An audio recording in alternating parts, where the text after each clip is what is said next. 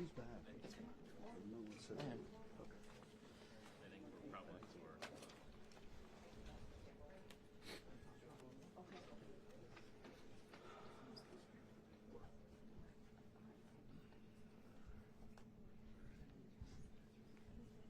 Alex, you want this? You want it? Yes. Jim. Alex, go ahead. I mean, Alex.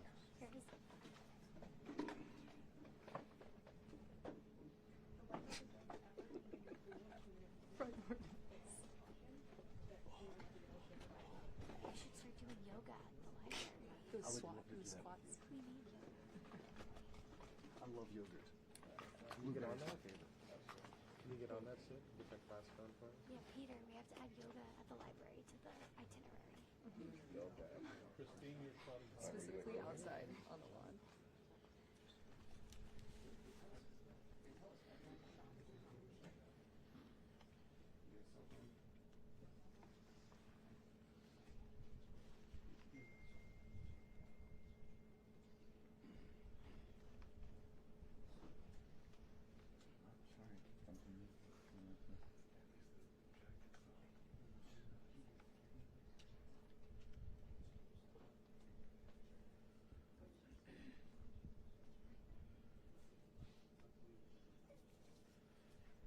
You're up.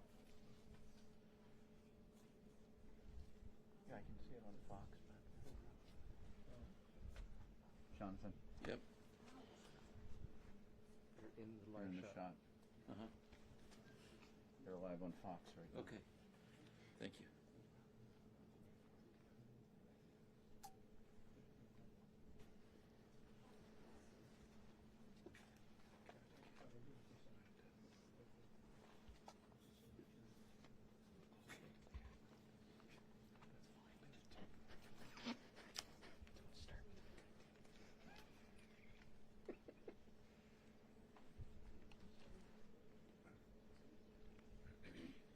Here, watch out your lenses. Let me get in there too. Are lenses in it or? Yeah, it's in it. Thank you. Right now we're on the wide shot just because everyone's taking it live.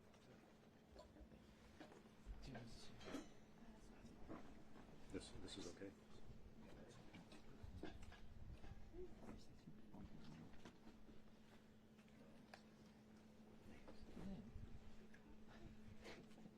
Just watch your left foot.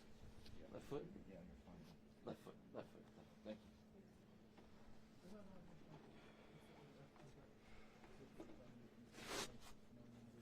How's everybody doing?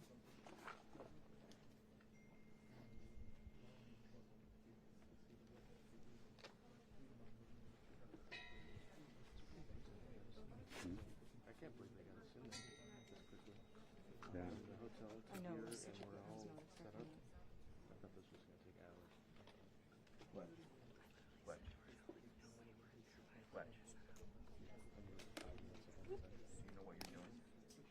You know what you're doing? Sir. Sir. If you You know what you're doing. They have step back. Those are really wide angle lenses, and you'll if the two of you move forward, you'll be in the shot as the ma'am in the white also. The farther y'all press forward, the more you're going to be in these shots. They're super wide angle. Thanks, Julio. Thank you. Oh, it's for AV? Oh, no, it's Nothing for Alex. That's for Alex to kick it over. Alex, we're actually waiting for you to get up there. Oh, no, no, no, no. Oh, no, no, no, no. Right, so you're still in there for the walk up? Yeah. And then I'm going to push in. Okay.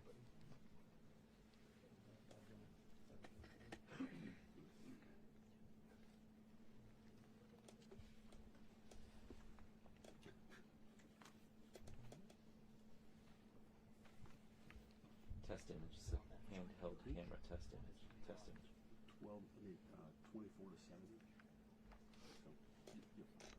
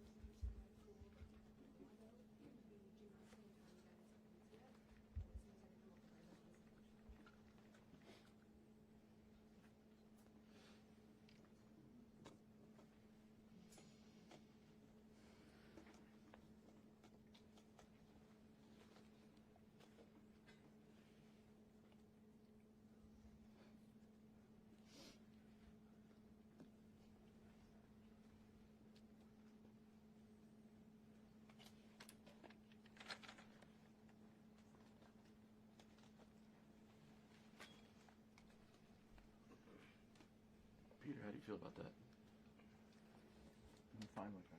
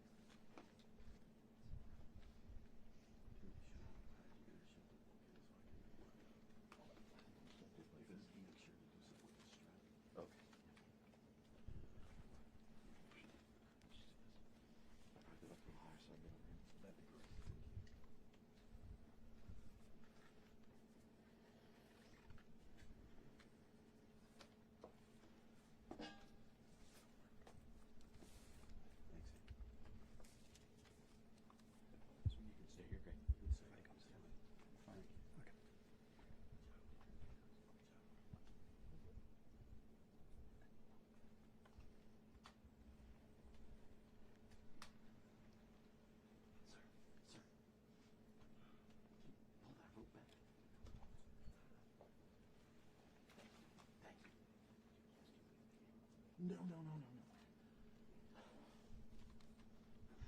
He said, do you want us to move the camera? Jesus Christ.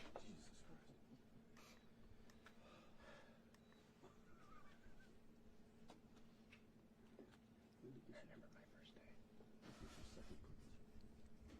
33 years ago. You get up.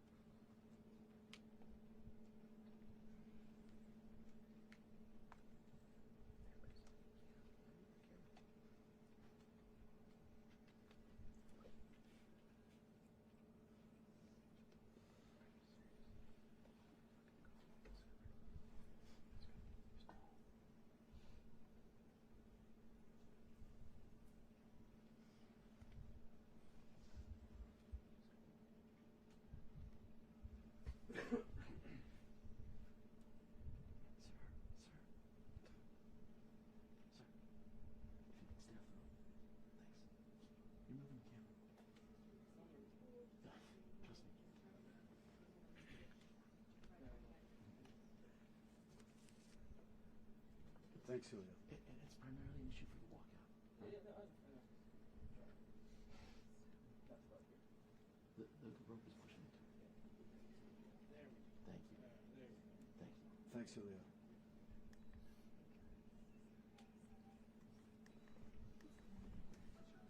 Yeah.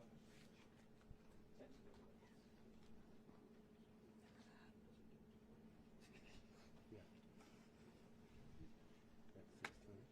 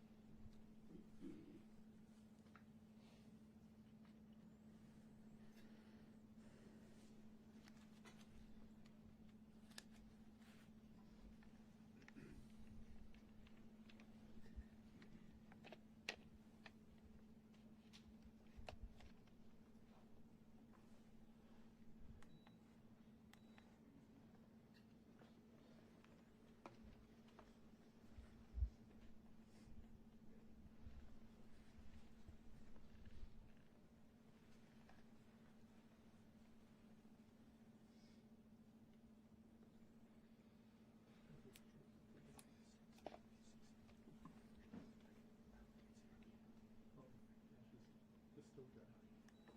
Peter. Yep. No, one of the still guys keeps popping in your shot. Yeah. They see it on the. Gotta watch on it. This is good.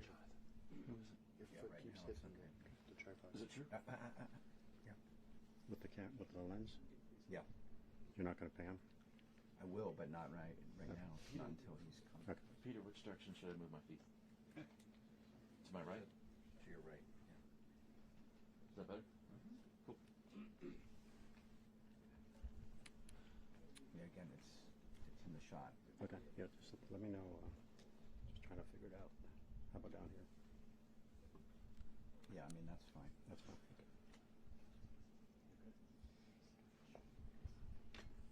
Like that's okay. Yeah.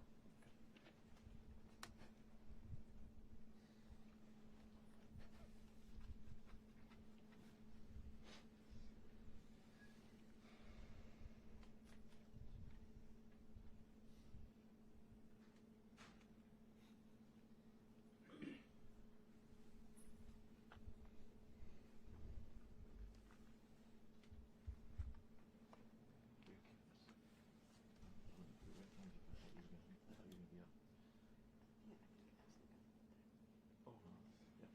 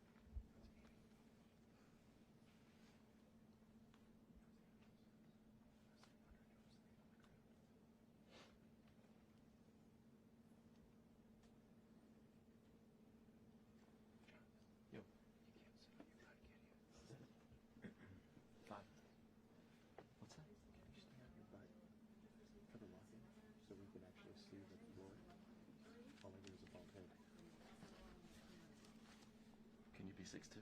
No. If I'm on my butt, I can't see over their heads. You never know. Sam, look up. Let's see over whose head. What do you mean, Tierney?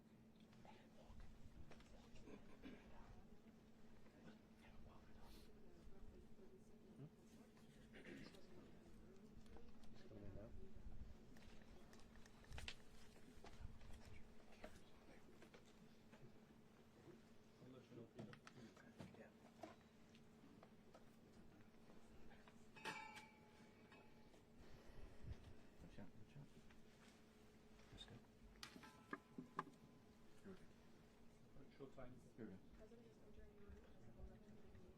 Here it comes. Mr. President?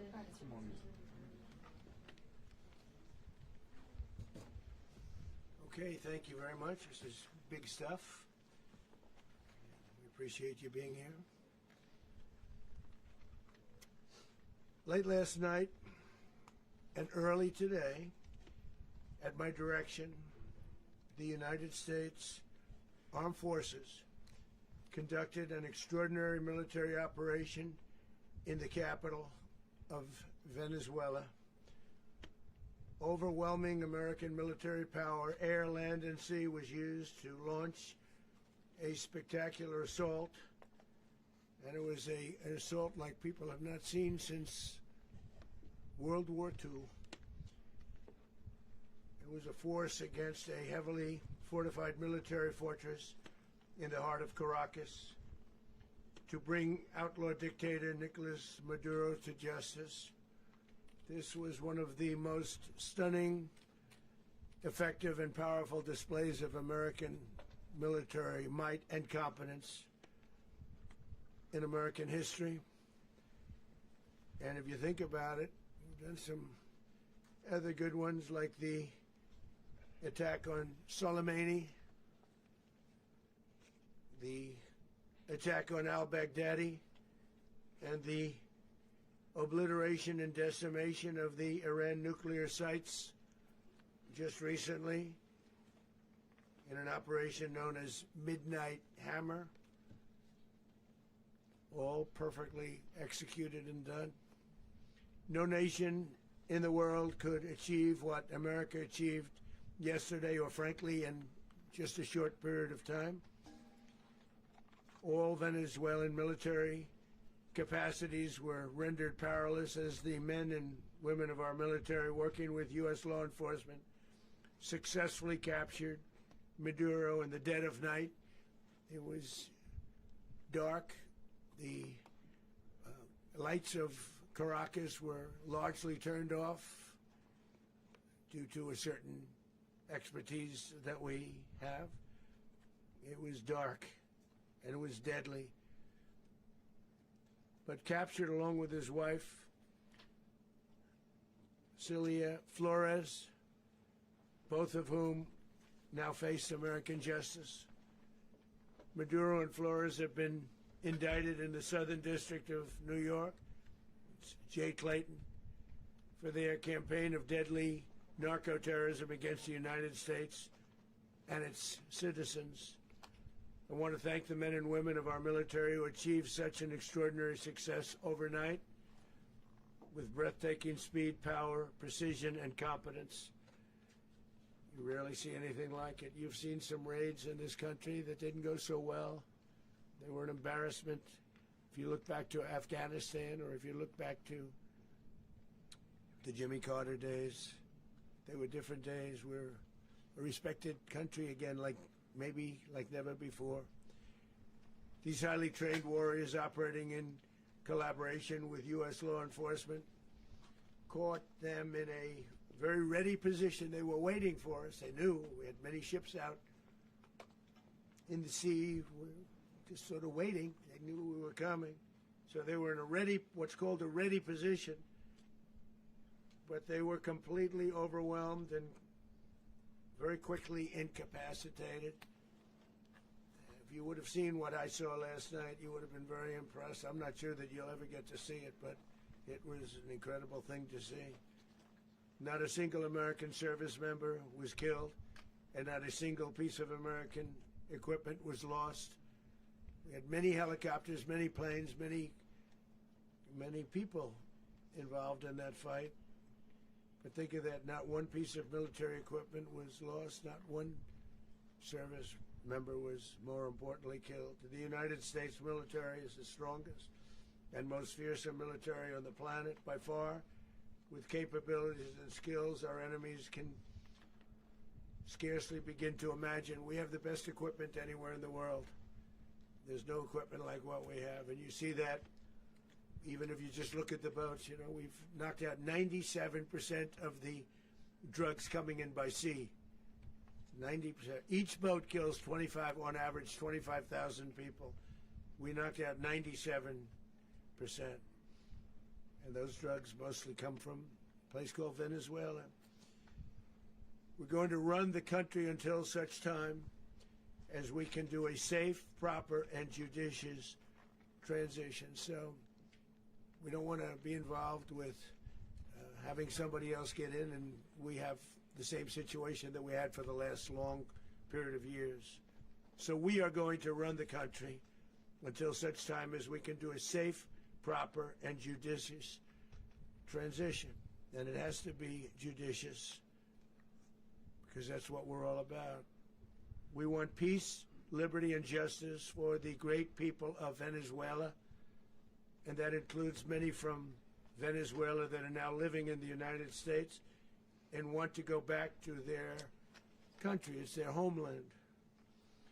We can't take a chance that somebody else takes over Venezuela that doesn't have the good of the Venezuelan people in mind. We've had decades of that. We're not going to let that happen. We're there now, and what people don't understand, but they understand as I say this, we're there now, but we're going to stay until such time as the proper transition can take place. So we're going to stay until such time as we're going to run it, essentially, until such time as a proper transition can take place.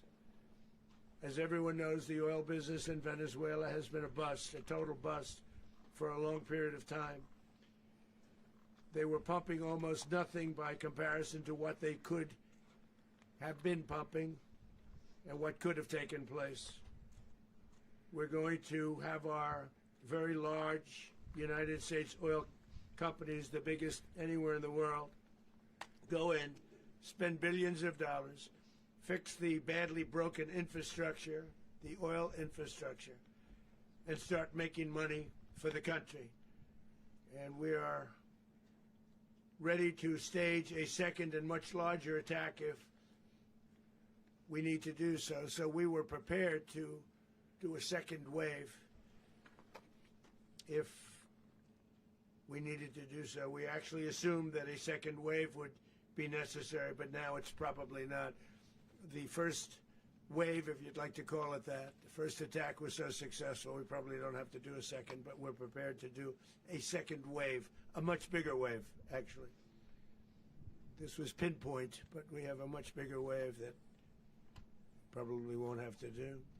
This partnership of Venezuela with the United States of America, a country that everybody wants to be involved with because of what we were able to do and accomplish, will make the people of Venezuela rich, independent, and safe. And it will also make the many, many people from Venezuela that are living in the United States extremely happy. They suffered.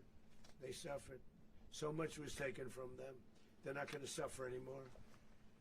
The illegitimate dictator Maduro was the kingpin of a vast criminal network responsible for trafficking colossal amounts of deadly and illicit drugs into the United States.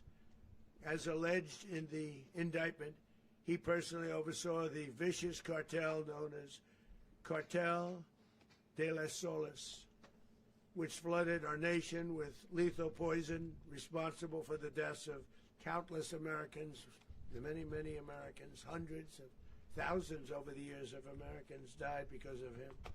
Maduro and his wife will soon face the full might of American justice and stand trial on American soil. Right now they're on a ship. They'll be heading to ultimately New York, and then a decision will be made, I assume, between New York and Miami or Florida. But we have people where the overwhelming evidence of their crimes will be presented in a court of law. And I've seen it. I've seen what we have. It's both horrible and breathtaking that something like this could have been allowed to take place. For many years after his term as president of Venezuela expired, Maduro remained in power and waged a ceaseless campaign of violence, terror, and subversion against the United States of America, threatening not only our people, but the stability of the entire region. And you all saw it. In addition to trafficking gigantic amounts of illegal drugs that inflicted untold suffering and human destruction all over the country, all over in particular the United States, Maduro sent savage and murderous gangs, including the bloodthirsty prison gang TNND de Aragua, to terrorize American communities nationwide, and he did indeed. They were in Colorado. They took over apartment complexes. They cut the fingers off people if they call police. They were brutal, but they're not so brutal now. And I just have to congratulate our military, Pete and everybody, and our National Guard, because the job that they've done, whether it's in Washington, D.C., where we have a totally safe city, where it was one of the most unsafe cities anywhere in the world, frankly, and now we have no crime in Washington, D.C. We haven't had a killing. We had the terrorist attack a few weeks ago. A little bit of a different kind of a threat, but we haven't had a killing in a long period of time, 6-7 months. We used to have two, on average, 2 a week in Washington, our capital. We don't have that anymore. The restaurants are opening. Everyone's happy. They're going, they're walking their daughters, they're walking their children, their wives. They walk to restaurants. Restaurants are opening all over Washington, D.C. So I want to thank the National Guard. I want to thank our military. And I want to thank law enforcement. It's been amazing. And they should do it with more cities. We're doing it, as you know, and we're doing it in Memphis, Tennessee right now, and crime is down. We've just sort of started a few weeks ago, but crime is down now 77%. And the governor of Louisiana called, great person, and he wanted us to help him, as you know, in a certain very nice part of Louisiana, and we have done that. It was a rough section, and we have crime down. I understand it's down to almost nothing already after 2.5 weeks. New Orleans, it's down to almost nothing, and we've only been there for 2.5 weeks. Can't imagine why governors wouldn't want us to help. We also helped, as you know, in Chicago, and crime went down a little bit there. We did a very small help because we had no working ability with the governor. The governor was a disaster, and the mayor was a disaster. But it knocked down crime. But we're pulling out of there when they need us. We'll know. You'll know. You'll be writing about it. And likewise, Los Angeles, where we saved Los Angeles early on, where the head of the police department made a statement that if the federal government didn't come in, we would have lost Los Angeles. That's long after the fires. That's when they had the riots in Los Angeles. We did a great job. Got no credit for it whatsoever, but that's okay. It doesn't matter. We don't need the credit. But we'll be pulling out when they need us. They'll call, or we'll go back if we have to. We'll go back.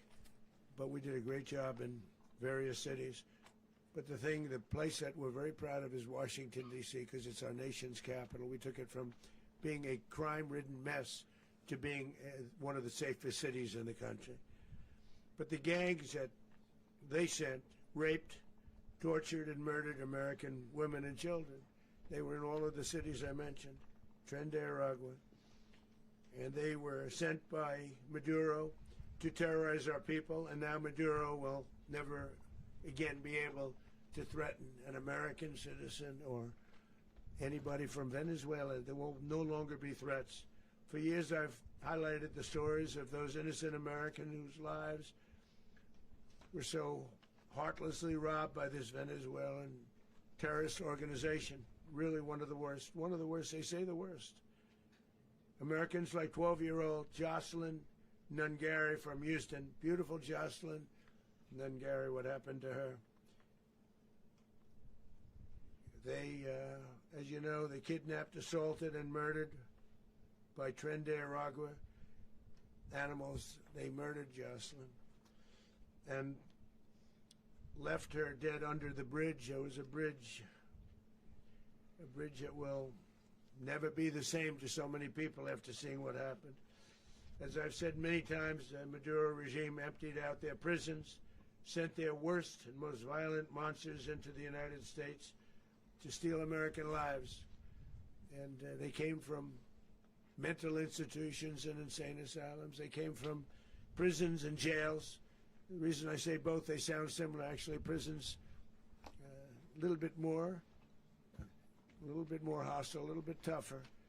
A mental institution isn't as tough as an insane asylum, but we got them both. They sent from their mental institutions. They sent from their jails, prisons.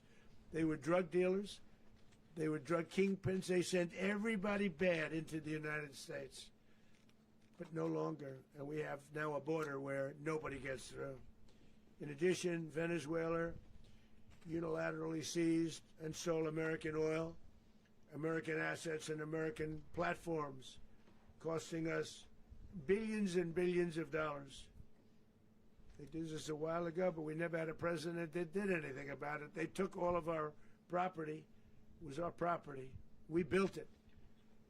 And we never had a president that decided to do anything about it. Instead, they fought wars that were 10,000 miles away. We built Venezuela oil industry with American talent, drive, and skill, and the socialist regime stole it from us during those previous administrations, and they stole it through force. This constituted one of the largest thefts of American property in the history of our country. Considered the largest theft of property in the history of our country. Massive oil infrastructure was taken like we were babies, and we didn't do anything about it. I would have done something about it. America will never allow foreign powers to rob our people or drive us back into and out of our own hemisphere. That's what they did. Furthermore, under the now deposed dictator Maduro, Venezuela was increasingly hosting foreign adversaries in our region and acquiring menacing offensive weapons that could threaten U.S. interests and lives. And they used those weapons last night. Potentially in league with the cartels operating along our border. All of these actions were in gross violation of the core principles of American foreign policy, dating back more than 2 centuries. And not anymore. All the way back, it dated to the Monroe Doctrines. And the Monroe Doctrine is a big deal, but we've superseded it by a lot, by a real lot. They now call it the Monroe Document. I don't know. It's Monroe Doctrine. We sort of forgot about it. It was very important, but we forgot about it. We don't forget about it anymore. Under our new national security strategy, American dominance in the Western Hemisphere will never be questioned again. Won't happen. So just in concluding, for decades, other administrations have neglected or even contributed to these growing security threats in the Western Hemisphere. Under the Trump administration, we are reasserting American power in a very powerful way in our home region. And our home region is very different than it was just a short while ago. The future will be, and we did this in my first term. We had great dominance in my first term, and we have far greater dominance right now. Everyone's coming back to us. The future will be determined by the ability to protect commerce and territory and resources that are core to national security. These are core to our national security. Just like tariffs are, they've made our country rich, and they've made our national security strong, stronger than ever before. But these are the iron laws that have always determined global power, and we're going to keep it that way. We will secure our borders, we will stop the terrorists, we will crash the cartels, and we will defend our citizens against all threats, foreign and domestic. Other presidents may have lacked the courage or whatever to defend America, but I will never allow terrorists and criminals to operate with impunity against the United States. This extremely successful operation should serve as warning to anyone who would threaten American sovereignty or endanger American lives. Very importantly, the embargo on all Venezuelan oil remains in full effect. The American Armada remains poised in position, and the United States retains all military options until United States demands have been fully met and fully satisfied. All political and military figures in Venezuela should understand what happened to Maduro can happen to them, and it will happen to them if they aren't just, fair, even to their people. The dictator and terrorist, Maduro, is finally gone in Venezuela. People are free. They're free again. It's been a long time for them, but they're free. America is a safer nation. This morning, it's a prouder nation this morning because it didn't allow this horrible person and this country that was doing very bad things to us. It didn't allow it to happen. And the Western Hemisphere is right now a much safer place to be. So I want to thank everybody for being here. I want to thank General Raisin Kane. He's a fantastic man. I've worked with a lot of generals. I worked with some I didn't like. I worked with some I didn't respect. I worked with some that just weren't good. But this guy is fantastic. I watched last night one of the most precise attacks on sovereignty. I mean, it was an attack for justice. And I'm very proud of him, and I'm very proud of our Secretary of War, Pete Hegseth, who I'm going to ask to say a few words. Thank you very much. Mr. President, can you explain how the U.S. will run Venezuela? Well, thank you, Mr. President. Finally, a commander-in-chief the world respects and the American people deserve. And as the President said, words can barely capture the bravery and the power and the precision of this historic operation. A massive joint military and law enforcement raid flawlessly executed by the greatest Americans our country has to offer. American warriors are second to none, the best in the world and the best of our country. What all of us witnessed last night was sheer guts and grit, gallantry, and glory of the American warrior. I'm simply humbled by such men, and I tip my hat to our chairman, Dan Raisin Kane, and all those Americans who stood watch last night. Our warriors are the elite of America, and again, President Trump has your back. No other country on planet Earth, and it's not even close, could pull this kind of operation off. And no other president has ever shown this kind of leadership, courage, and resolve. The most powerful combination the world has ever seen. As the President said, our adversaries remain on notice. America can project our will anywhere, anytime. The coordination, the stealth, the lethality, the precision, the very long arm of American justice, all on full display in the middle of the night. Nicolás Maduro had his chance, just like Iran had their chance, until they didn't and until he didn't. He effed around, and he found out. President Trump is deadly serious about stopping the flow of gangs and violence to our country. Deadly serious about stopping the flow of drugs and poison to our people. Deadly serious about getting back the oil that was stolen from us. And deadly serious about reestablishing American deterrence and dominance in the Western Hemisphere. This is about the safety, security, freedom, and prosperity of the American people.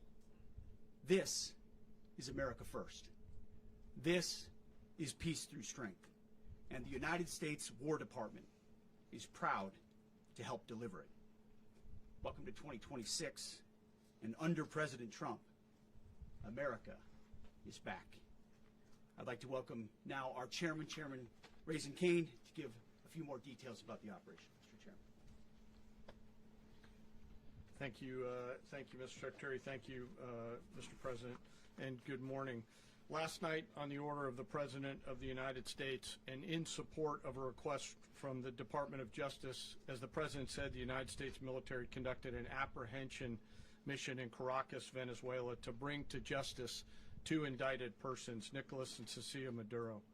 This operation, known as Operation Absolute Resolve, was discreet, precise, and conducted during the darkest hours of January 2nd and was the culmination of months of planning and rehearsal, an operation that, frankly, only the United States military could undertake.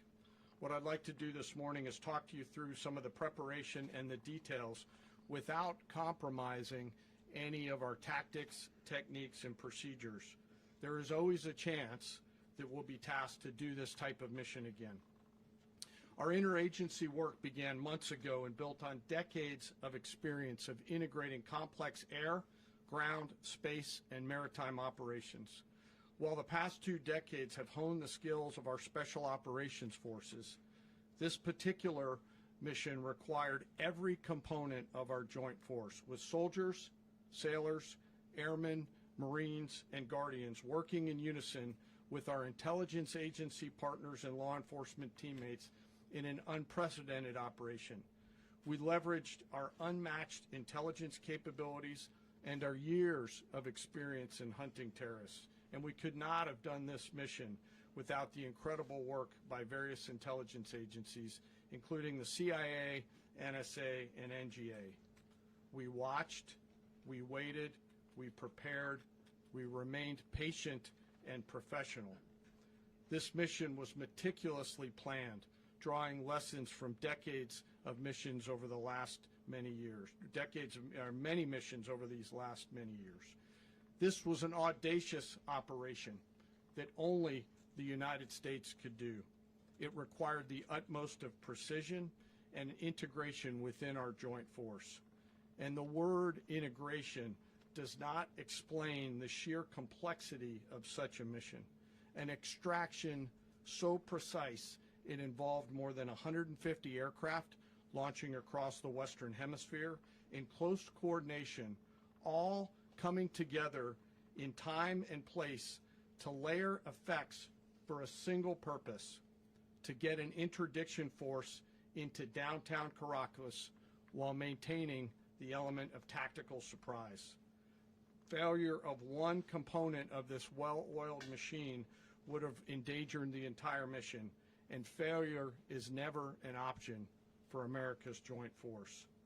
Those in the air over Caracas last night were willing to give their lives for those on the ground and in the helicopters. Let me talk a little bit about the preparation. After months of work by our intelligence teammates to find Maduro and understand how he moved, where he lived, where he traveled, what he ate, what he wore, what were his pets, in early December, our force was set pending a series of aligned events. Key was choosing the right day to minimize the potential for civilian harm and maximize the element of surprise, and minimize the harm to the indicted personnel so, as the President said, they could be brought to justice. And as the President said earlier today, weather in Venezuela is always a factor this time of the year. And over the weeks through Christmas and New Year's, the men and women of the United States military sat ready, patiently waiting for the right triggers to be met and the President to order us into action. Last night, the weather broke just enough, clearing a path that only the most skilled aviators in the world could maneuver through. Ocean, mountain, low cloud ceilings, but when tasked with a mission, this organization does not quit. At 10:46 p.m. Eastern Time last night, the President ordered the United States military to move forward with this mission. He said to us, and we appreciate it, Mr. President, good luck and Godspeed. And those words were transmitted to the entire joint force. Over the course of the night, aircraft began launching from 20 different bases on land and sea across the Western Hemisphere. In total, more than 150 aircraft, bombers, fighters, intelligence, reconnaissance, surveillance, rotary wing were in the air last night. Thousands and thousands of hours of experience were airborne. Our youngest crew member was 20, and our oldest crew member was 49, and there's simply no match for American military might. As the night began, the helicopters took off with the extraction force, which included law enforcement officers, and began their flight into Venezuela at 100 feet above the water. As they approached Venezuelan shores, the United States began layering different effects provided by Spacecom, Cybercom, and other members of the interagency to create a pathway. Overhead, those forces were protected by aircraft from the United States Marines, the United States Navy, the United States Air Force, and the Air National Guard. The force included F-22s, F-35s, F-18s, EA-18s, E-2s, B-1 bombers, and other support aircraft, as well as numerous remotely piloted drones. As the force began to approach Caracas, the Joint Air Component began dismantling and disabling the air defense systems in Venezuela, employing weapons to ensure the safe passage of the helicopters into the target area. The goal of our air component is, was, and always will be to protect the helicopters and the ground force and get them to the target and get them home. As the force crossed the last point of high terrain where they'd been hiding in the clutter, we assessed that we had maintained totally the element of surprise. As the helicopter force ingressed towards the objective at low level, we arrived at Maduro's compound at 1:01 a.m. Eastern Standard Time, or 2:01 a.m. Caracas local time, and the apprehension force descended into Maduro's compound and moved with speed, precision, and discipline towards their objective, and isolated the area to ensure the safety and security of the ground force while apprehending the indicted persons. On arrival into the target area, the helicopters came under fire, and they replied with that fire with overwhelming force in self-defense. One of our aircraft was hit but remained flyable, and as the President said earlier today, all of our aircraft came home, and that aircraft remained flyable during the rest of the mission. As the operation unfolded at the compound, our air and ground intelligence teams provided real-time updates to the ground force, ensuring those forces could safely navigate the complex environment without unnecessary risk. The force remained protected by overhead tactical aviation. Maduro and his wife, both indicted, gave up and were taken into custody by the Department of Justice, assisted by our incredible U.S. military with professionalism and precision, with no loss of U.S. life. After securing the indicted persons, the force began to prep for departure. Helicopters were called in to exfiltrate the extraction force, while fighter aircraft and remotely piloted aircraft provided overhead coverage and suppressive fire. There were multiple self-defense engagements as the force began to withdraw out of Venezuela. The force successfully exfiltrated and returned to their afloat launch bases, and the force was over the water at 3:29 a.m. Eastern Standard Time with indicted persons on board. And both Maduro and his wife were embarked aboard the USS Uejima. In closing, what we've witnessed today is a powerful demonstration of America's joint force. We think, we develop, we train, we rehearse, we debrief, we rehearse again and again, not to get it right, but to ensure that we cannot get it wrong. Our jobs are to integrate combat power so when the order comes, we can deliver overwhelming force at the time and the place of our choosing against any foe anywhere in the world. I am immensely proud today of our joint force and filled with gratitude to represent them here today.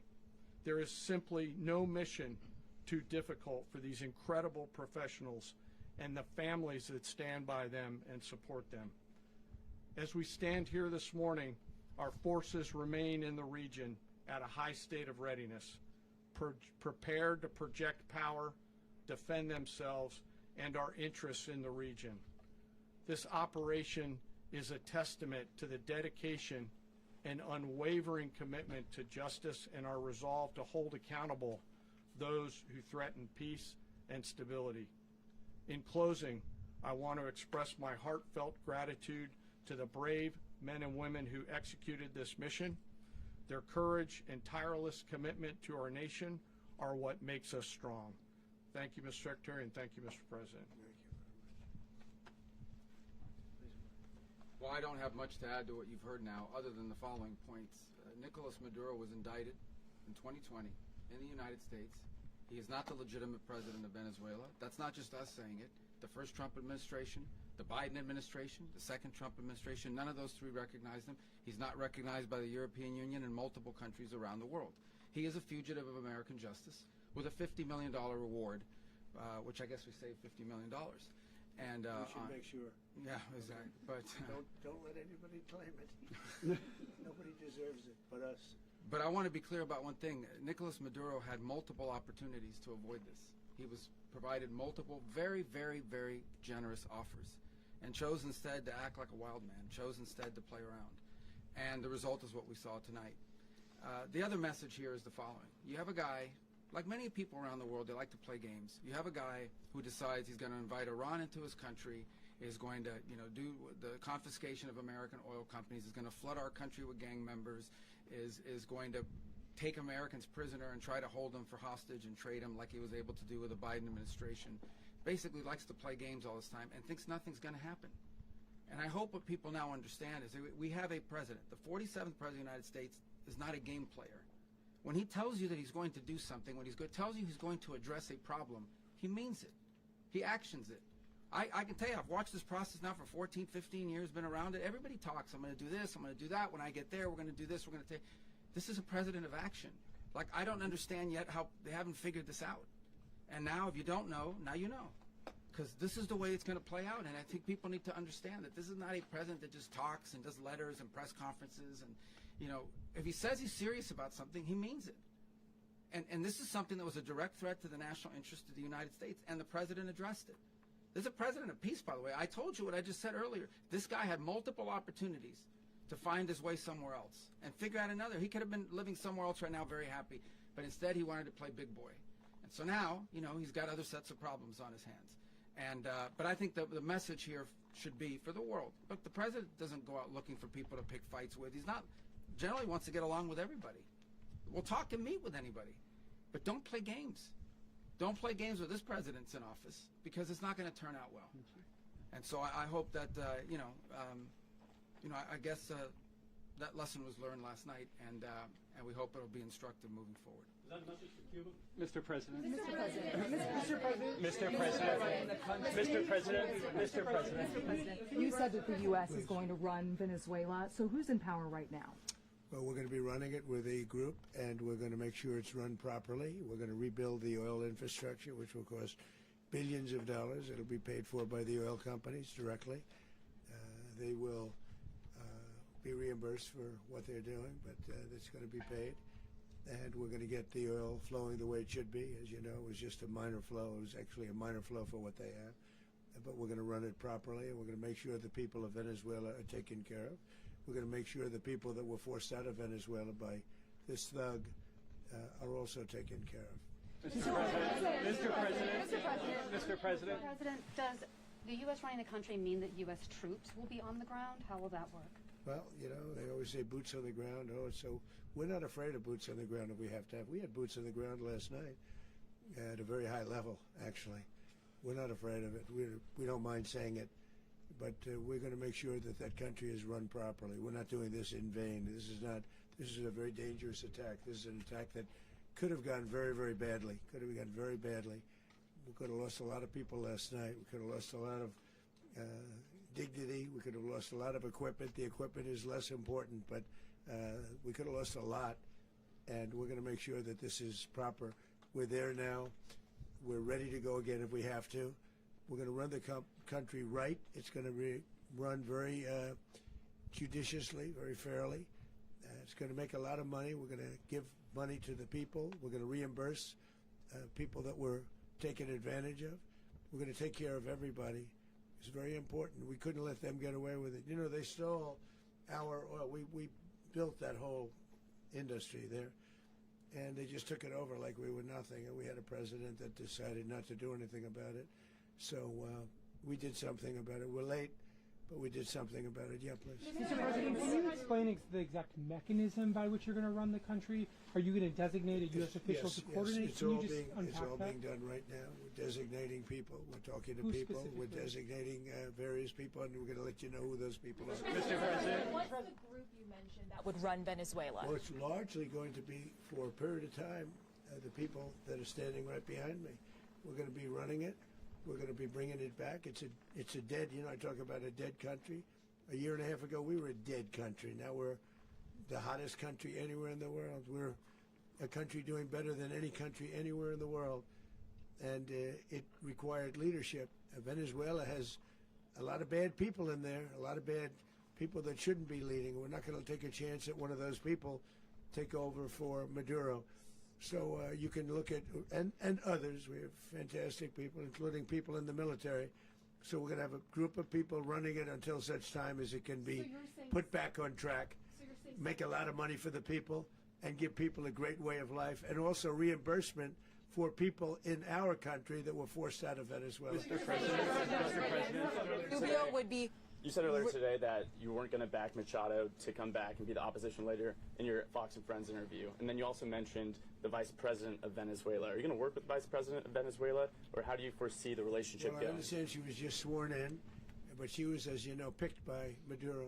So Marco's working on that directly. He just had a conversation with her, and she's essentially willing to do what we think is necessary to make Venezuela great again. Very simple. Mr. President, Colombian President Gustavo Petro, a couple weeks ago, he said he's got to watch his ass.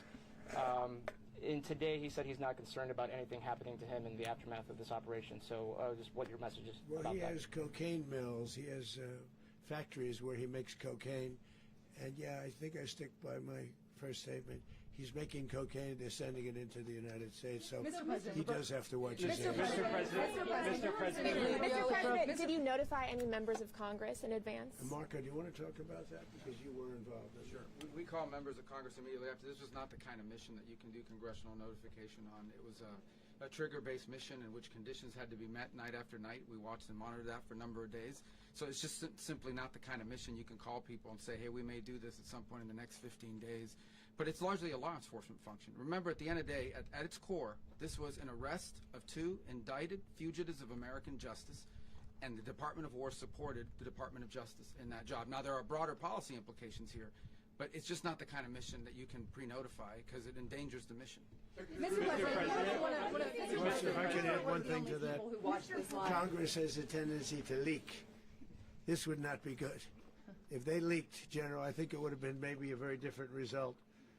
But I have to say, they knew we were coming at some point, We had a lot of ships out there. They sort of knew we were coming.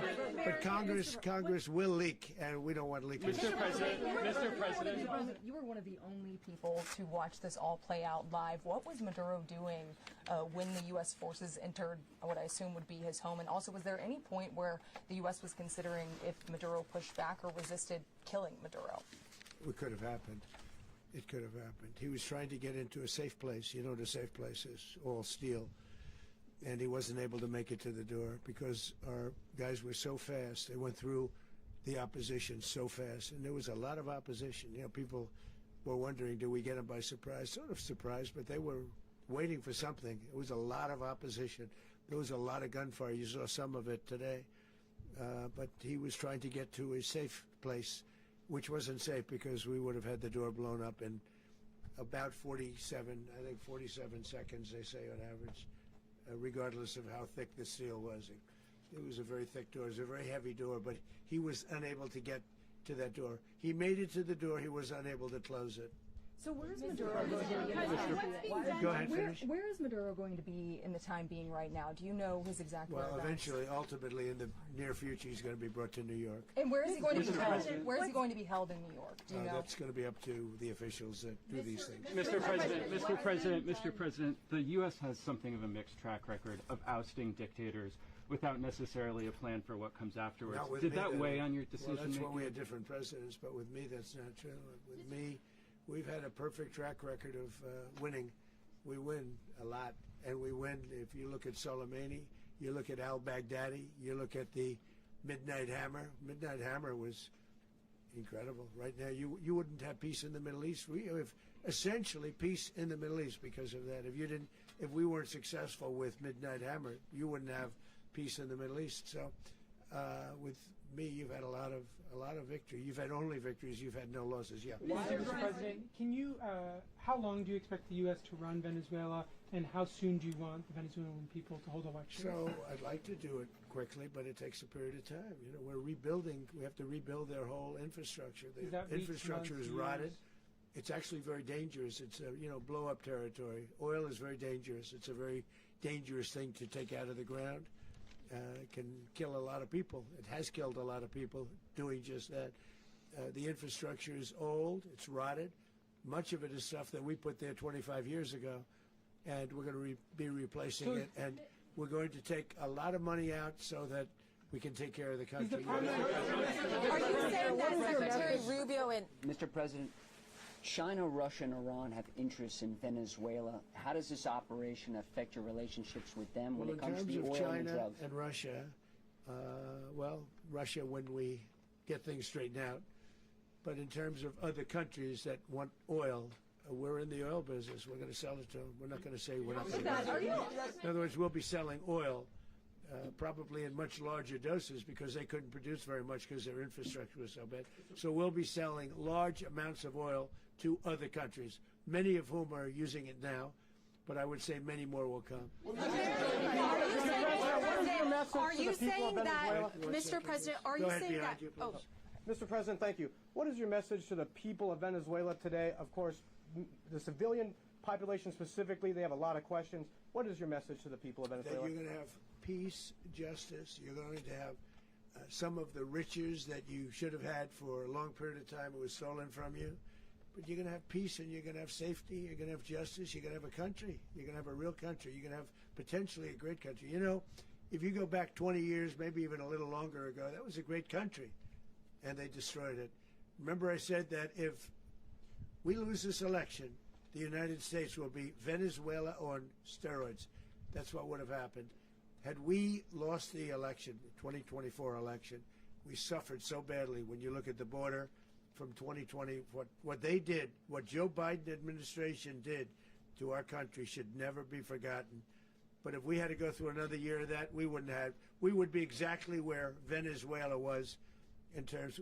I used to say, if they win, we're going to be Venezuela on steroids, and that's what would have happened. President, thank you. Are you saying that Secretary Hegseth and Rubio are going to be running Venezuela, and will you be sending in U.S. military They're troops going to to be a provide? team that's working with the people of Venezuela to make sure that we have Venezuela right. Because for us to just leave, who's going to take over? I mean, there is nobody to take over. You have a vice president who's been appointed by Maduro. And right now she's the vice president, and she's, I guess, the president. She was sworn in as president just a little while ago. She had a long conversation with Marco, and she said, we'll do whatever you need.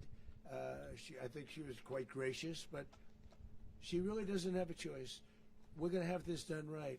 We're not going to just do this with Maduro, then leave like everybody else, leave and say, let it go to hell. If we just left, it has zero chance of ever coming back. We'll run it properly. We'll run it professionally. We'll have the greatest oil companies in the world go in and invest billions and billions of dollars and take out money, use that money in Venezuela.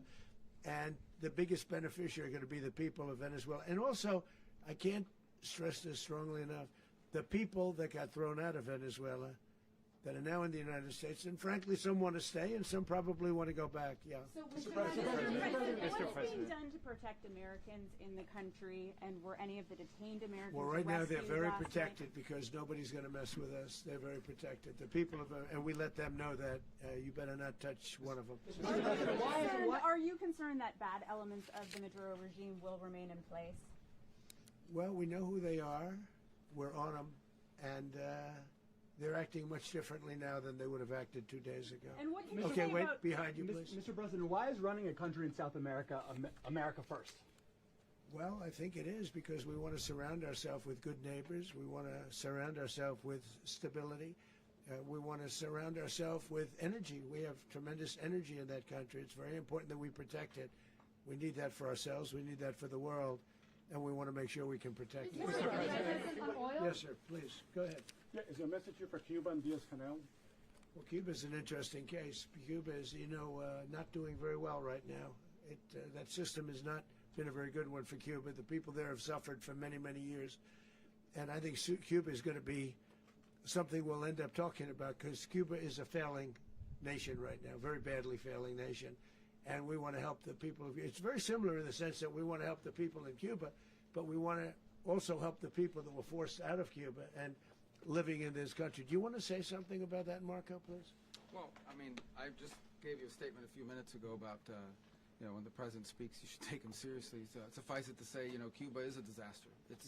It's run by incompetent, senile men, and in some cases, not senile, but incompetent nonetheless. It has no economy. It's in total collapse. And by the way, they were, all of the guards that helped protect Maduro, this is well known, their whole spy agency, all that were full of Cubans.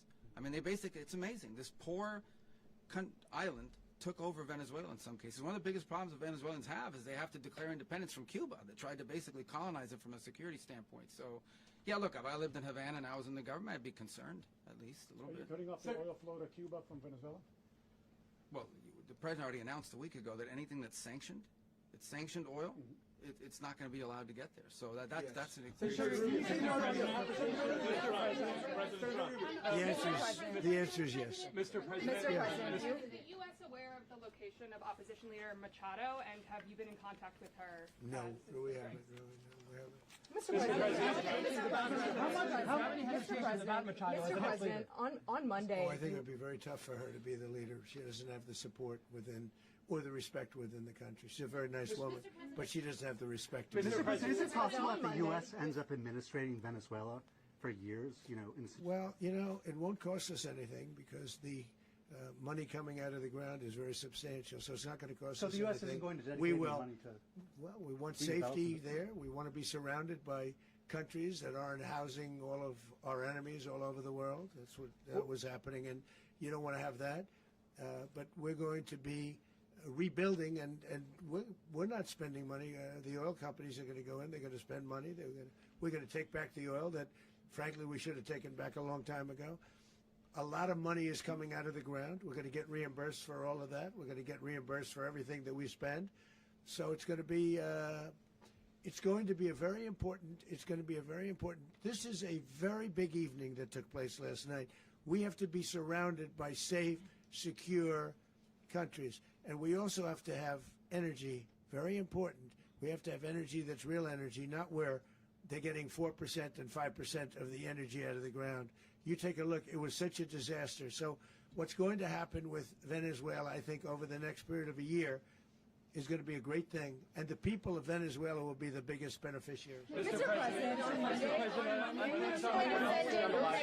military. Mr. President, thank you. What did you last speak to Maduro about when you spoke? And is the Well, US I don't want to get into the Venezuela? conversations, but I did have conversations with him, and I said, you got to surrender.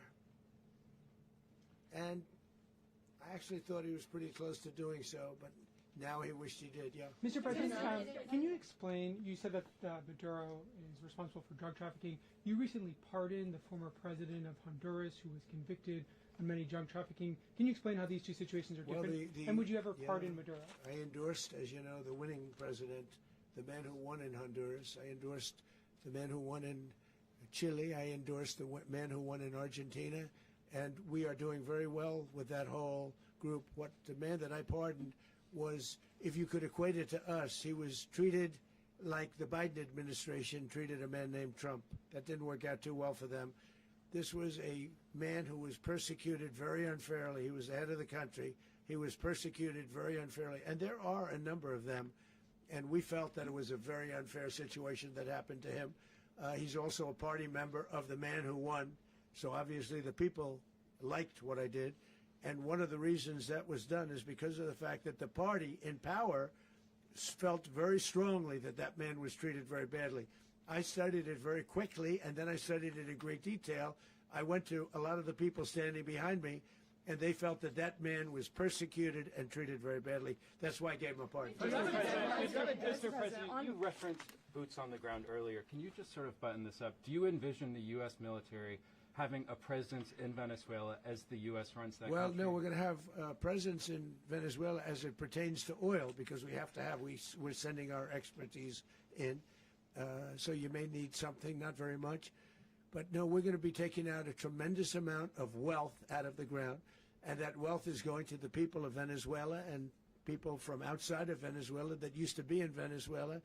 and it goes also to the United States of America in the form of reimbursement for the damages caused us by that country. So I want to thank you all very much. Thank you. Do you have one? Yes, please. You were so nice before. I'm going to give you the final question. Go Thank ahead. you, Mr. Unless it's a President. bad question, in It's which about case I'll Putin. go one more. It's about who? It's about Putin, if you want. About Putin. Well, okay. that's always nice. You had a to talk phone. about Putin. You had a phone call with him on Yeah. Monday. Did he talk at all about Maduro? Did y'all talk about this? No, we didn't. And We then- never spoke about Maduro. Are you mad at him right now? I mean, there's this I'm not intelligence. thrilled with Putin. I'm not thrilled with Putin. He's killing too many people. There was that I intelligence. thought that would be so. I settled 8 1/4 war. You know what the 1/4 was? Thailand and Cambodia. I did it again. They broke out, and I did it in about 5 hours, and I settled it. I'm giving myself 1/4, so I'm up to now 8 1/4. In other words, I settled the war, but then they broke out. They had a pretty bad breakout over the last 4 days. I got them to go back to peace. So I only give 1/4. I thought the easiest one would be, one of the easier ones would be Russia, Ukraine. It's not. And they both have done some pretty bad things. And look, that's Biden's war. That's not my war. But I want to stop the lives. Did you see where last month, 30,000, it was 27,000 the month before. 30,000, mostly soldiers, were killed this last month. 30,000. I want to stop that. You know, I got NATO to pay 5% instead of the 2% that they weren't paying. They weren't paying 2, now they pay 5. And we send them a lot of munitions, we send them a lot of things, missiles and various other things, a lot. And they pay. The United States is not losing money. We're probably making money on that. It's the last thing I care about. I just want to stop all those people. We're losing 25, 30,000 human beings. They come from 2 places that are very far away. But if I can stop, because it's something I've been pretty good at doing, deals, I guess. It's all a deal. Life is a big deal. But if I can stop that war and stop 30,000 young people, in addition to the fact that people are being killed in Kiev, people are being killed in other cities throughout, you know, a much smaller number, but they're being killed, viciously killed. So I'm not happy about it. I thought that would be something that would get solved. We have Mr. Witkoff here. I think that we're making progress, but that's a war that should have never happened. If I were president, it would have never happened. Putin says it. Everybody says it. If I were president, that would have never happened. But I inherited that war. That was Joe Biden, Zelensky, and Putin. I came into the situation, and it's a mess. And I will say this. I watched an operation last night that was so precise, that was so brilliant. I mean, it was incredible. If we had our people, like this general, and our people involved, that war would not have gone on very long, that I can tell you. You told me That war, to use an old term, that war has become a bloodbath. And we want it to get stopped. Thank you very much. Are you concerned a rogue Venezuelan general can take over the country? Can you talk about your conversation with the Vice President?